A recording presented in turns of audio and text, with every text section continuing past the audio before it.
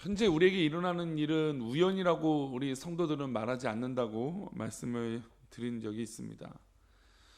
어떤 일들은 어떤 원인이 있기 때문에 그 원인으로 말미암아 그 일들이 이루어지는 것이죠. 사실 우리는 우연이라고 하는 말을 자주 하지만 지금 일어나는 대부분은 이전부터 축적된 하나님의 역사, 또 하나님의 인도하심, 또 우리의 모든 행실에 어떤 그런 이 결론과 결말과 같은 일들이 오늘 이루어지는 것 같습니다. 역사적인 사건을 돌아보면 다 그렇죠. 우리나라의 뼈 아팠던 임진왜란을 볼 때도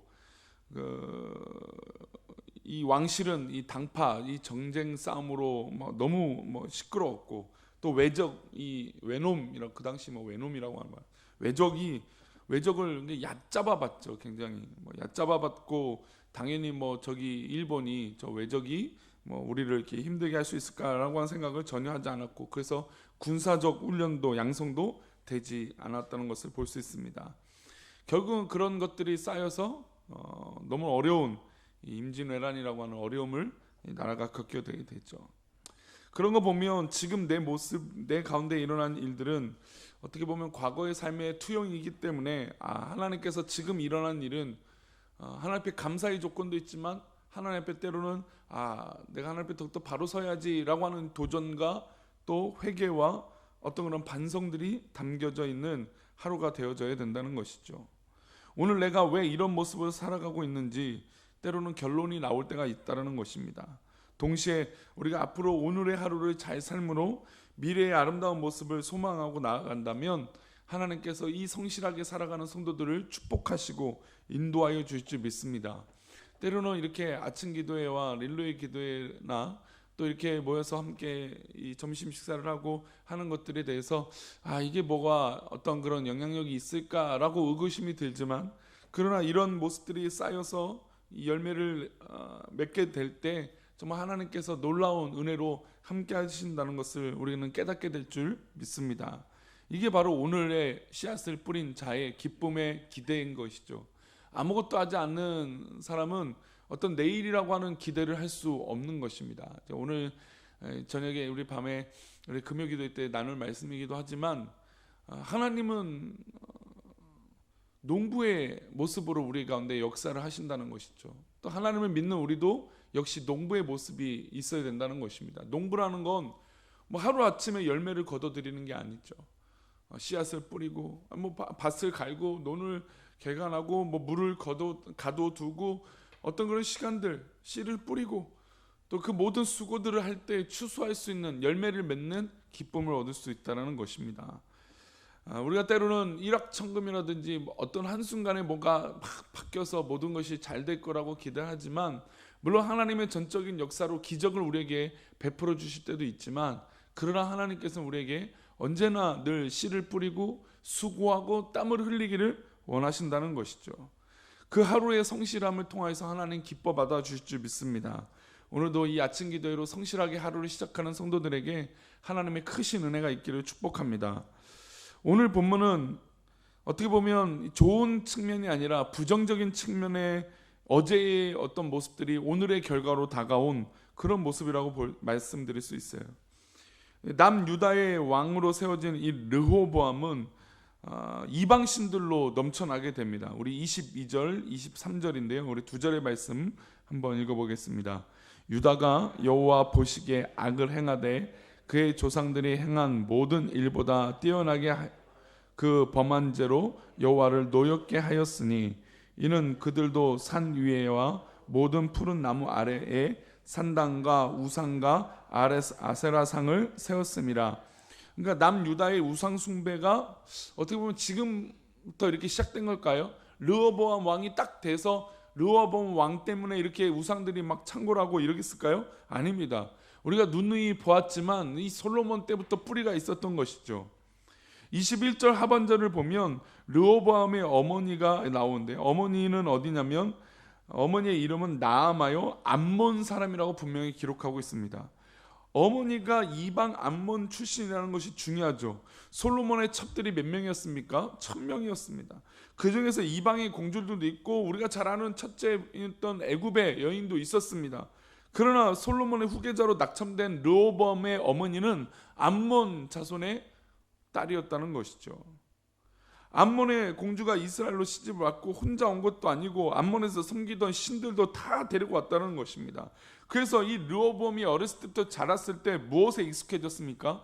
이 암몬 조상의, 암몬 나라의, 암몬 민족의 어떤 그런 우상의 이 분위기, 민족적 분위기가 참 그냥 쉽게 접근이 됐다는 것이죠. 그래서 때로는 우리가 하루를 살고 우리 인생을 살면서 죄악을 멀리한다라고 하는 측면은 바로 여기 측면이 있다고 저는 생각을 합니다. 죄악에 익숙해지면 어느 순간에 그 익숙한 것들을 죄를 짓게 되죠. 그러나 그 죄악과 멀리하고 멀리할수록 그것이 익숙하지 않기 때문에 어떻게 될까요?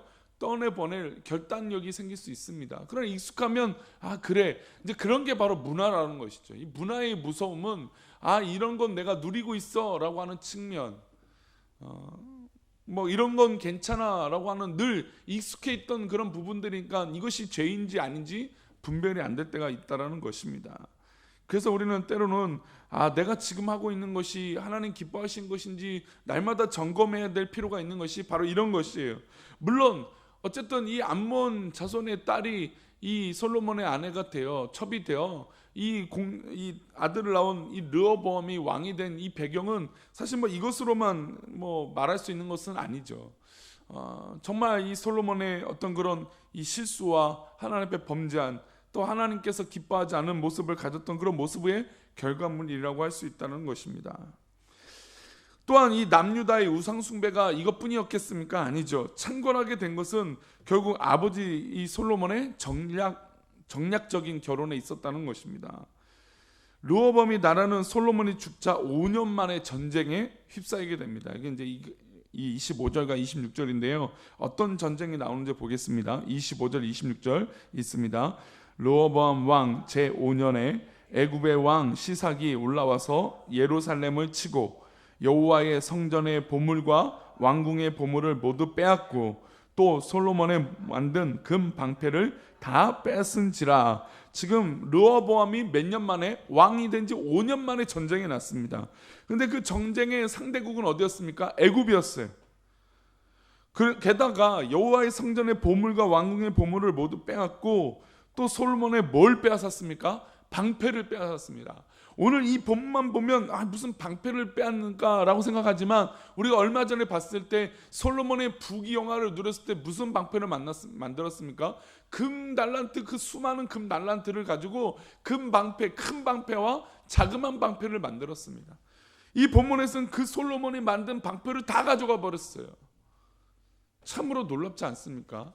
아무것도 아닌 것 같은 그 성경의 한 구절을 하나님은 분명히 그 상황을 기억하셔서 빼앗아 가버리게 놔둬버리신 그런 심판의 결과를 가져오게 되셨다는 것입니다. 게다가 이 애굽은 솔로몬이 가장 공들인 나라입니다. 그래서 정략 결혼을 했을 때 몇 번째로 결혼했습니까? 첫 번째로 결혼했던 나라예요.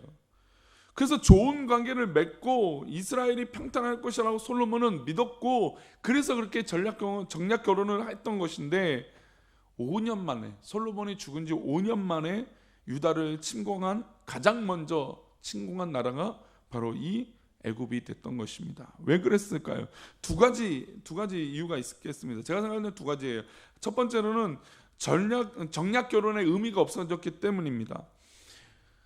첫 번째, 애굽의 딸이 공주가 되었다면, 아내가 되었다는 건 거기서 낳은 자식이 왕위를 이었다면 괜찮아요. 그렇죠? 그런데 지금 이 솔로몬의 어떻게 남유다의 적통으로 이은 왕은 르호보암인데, 말씀드린 대로 누구 어머니였습니까? 어느 나라 출신이었습니까? 암몬 족속이었어요. 그러니까 애굽의 첫 번째 정략 결혼으로 보냈던 이 애굽의 이 공주가 낳은 자식들이 있을 텐데 그것이 전혀 반영이 안 된 것이죠. 뭐 어떤 이유인지는 자세히 성경에 나와 있지 않지만 어쨌든 이 애굽의 입장 볼 때는 아무 의미가 없어져 버린 것이죠. 그 의미 없는 나라를 침공하는 건 당연한 것입니다. 어떻게 보면 인간의 힘으로 이 일들을 치르다 보면 계속해서 그것을 또 이끌기 위해서 어떤 힘이 필요합니까? 하나님의 힘이 필요한 게 아니라 인간적인 힘으로 계속 그것을 덮어야 돼요. 그게 일종의 거짓말이죠. 거짓말을 인간의 힘으로 하기 시작하면 어떻게 해야 되겠습니까? 그것을 더 계속해서 그 일들을 무마시키기 위해서 인간의 힘으로 그것을 덮으려고 한다는 것이죠.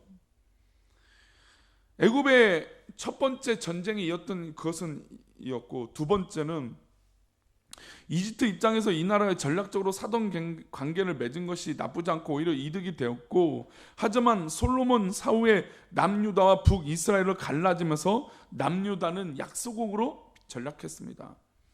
그러니까 어떻게 보면 이 강대국과 강대국이었던 이 나라가 이제는 이 유다가 뭐 우리가 정략적인 관계도 아니고 그냥 약소국으로 할 수밖에 없다는 것이죠. 게다가 뭘 뺏었습니까? 금 방패를 뺏었습니다. 얼마나 많은 물질이 있는 걸 다 알고 있었다는 것이죠.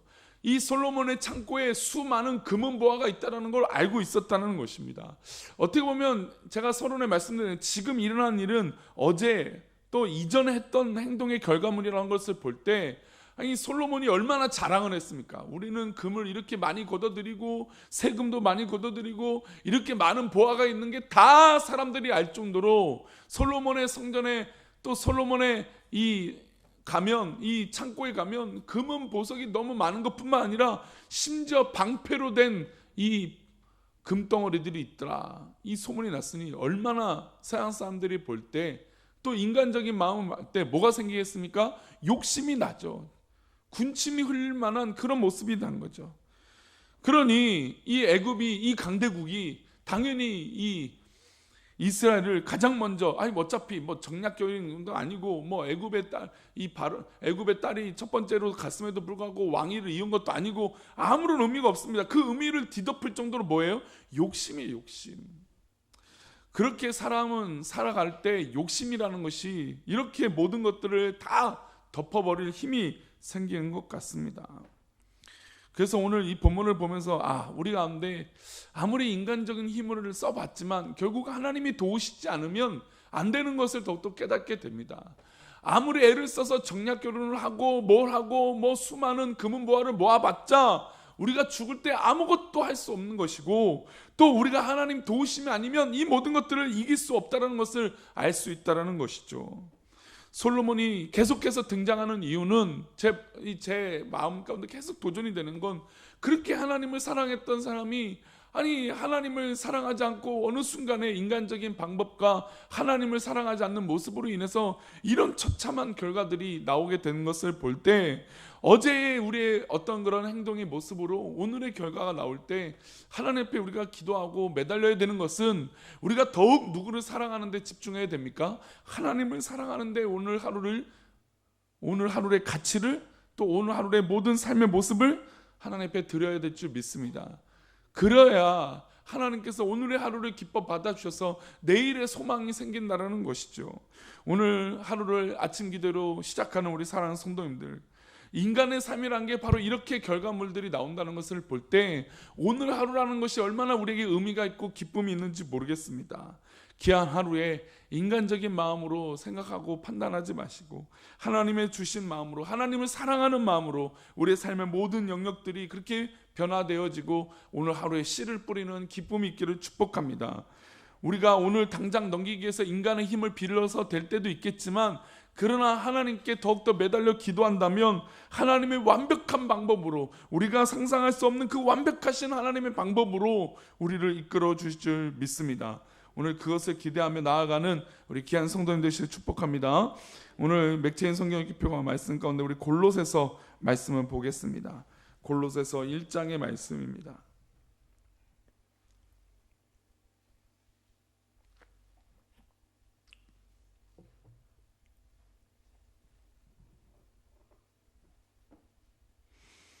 골로새서 1장 말씀인데요, 우리 9절 말씀 먼저 보겠습니다.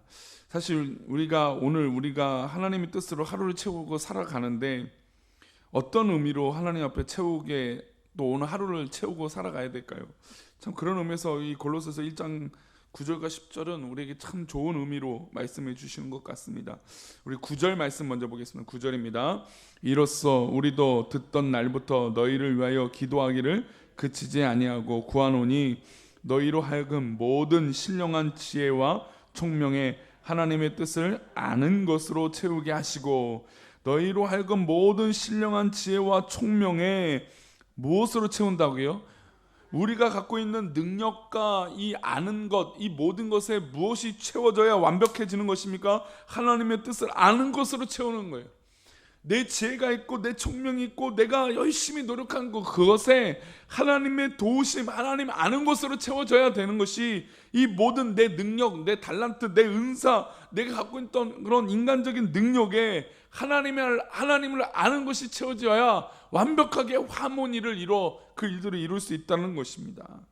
그래서 10절에 또한 이렇게 이어서 얘기를 합니다. 10절입니다. 주께 합당하게 행하여 범사에 기쁘시게 하고 모든 선한 일에 열매를 맺게 하시며 하나님을 아는 것에 어떻게 합니까? 자라게 하시고, 결국 우리의 삶에 오늘의 열매가 맺게 되는데, 이 열매는 어떤 열매를 맺어줘야 됩니까? 모든 선한 일에 열매를 맺게 하는 것이죠.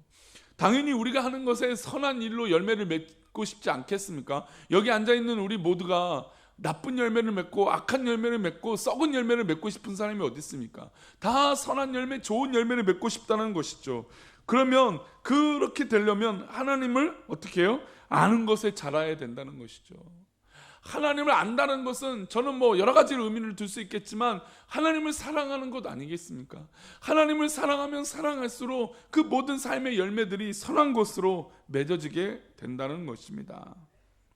그래서 어떻게 감사하며 살 수 있을까요? 우리 11절과 12절의 말씀 읽고 말씀 맺겠습니다. 우리 11절과 12절입니다. 그의 영광의 힘을 따라 모든 능력으로 능하게 하시며 기쁨으로 모든 견딤과 오래 참음에 이르게 하시고 우리로 하여금 빛 가운데서 성도의 기업의 부분을 얻기에 합당하게 하신 아버지께 감사하시기를 원하노라. 그의 영광의 힘을 따라 모든 능력으로 능하게 하신다는 거예요. 우리가 생각할 때는 안 되는 거고 불가능한 것이지만 그 하나님 앞에 아는 것으로 채우고 아는 것으로 자라게 되면, 하나님을 더욱더 사랑하는 삶을 살아가게 되면 하나님의 그 영광의 힘을 따라서 모든 능력으로 능하게 해주신다는 것이죠.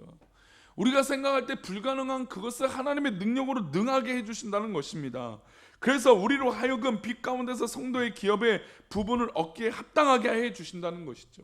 하나님이 우리의 삶 가운데 일어나는 것을 기업으로 응답하여 주신다는 것입니다. 그러니 결국 하나님께 감사할 수밖에 없죠. 하나님 앞에 그 능력에, 야, 우리 하나님 정말 멋지신 하나님입니다, 하나님은 그렇습니다, 내 편입니다 라고 말할 수 있는 게 바로 그런 이유가 되지 않겠습니까?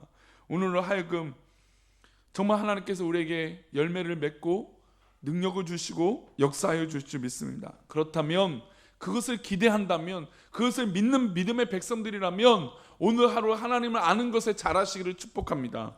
그리고 하나님 아는 것으로 자라고 채워져서 정말 하나님의 능력으로 능하게 되어지는, 하나님의 능력으로 내게 능력이 발휘가 되어지는 그런 기쁨이 있기를 축복합니다. 우리 교회가 역시 하나님의 능력으로 능력 있는 교회가 되어야 되지 않겠습니까? 어떤 특정한 사람의 능력으로 교회가 되어지는 게 아니라 하나님의 능력으로 교회가 교회다워져야 되고, 하나님의 능력으로 성도가 성도다워져야 될 줄 믿습니다. 오늘 하루도 기도할 때 하나님 우리를 채워주시고 우리의 연약함을 붙잡아 주시고 고쳐주셔서 하나님의 선한 뜻으로, 하나님의 귀한 뜻으로 자라고 또 능력을 나타내는 귀한 우리 사랑하는 성도님들 되시기를 축복합니다. 기도하겠습니다. 하나님,